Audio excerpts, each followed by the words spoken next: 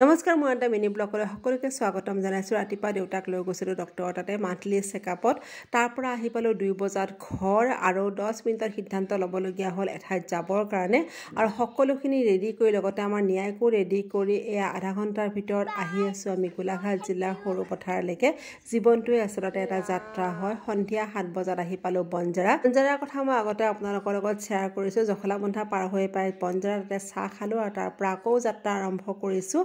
কাজিৰঙাখন যিহেতুকে time limit ধৰি দিয়া থাকে আৰু এইখিনি পাৰ হওঁতে প্ৰায় 2 ঘণ্টা সময় লাগিল। তাৰপিছতে পৰিস্মিতা ধাবাত আহি আমি ৰৈ গ'লোঁ নিশা 9 বজাত। পৰিস্মিতা ধাবাৰ আমিষ থালিখন আগতেও মই আপোনালোকৰ লগত শ্বেয়াৰ কৰিছোঁ। আজি শ্বেয়াৰ কৰিবলৈ গৈ আছোঁ নিৰামিষ থালি। যিহেতুকে বৃহস্পতিবাৰে আমি নিৰামিষ খাওঁ আৰু পৰিস্মিতা ধাবাত নিৰামিষ থালিত প্ৰায় 14-15 বিধমান আইটেম থাকে। খুব ধুনীয়া হয়, কম তেলযুক্ত, কম মছলাযুক্ত। সৰু ল'ৰা ছোৱালীয়ে খুব ধুনীয়াকৈ খাব পাৰিব। যেতিয়া উজনিলৈকে যাব পৰিস্মিতা ধাবাত এসাঁজ নোখোৱাকৈ কেতিয়াও নাযাব। আজিলৈ আহোঁ, বাই বাই, গুড নাইট।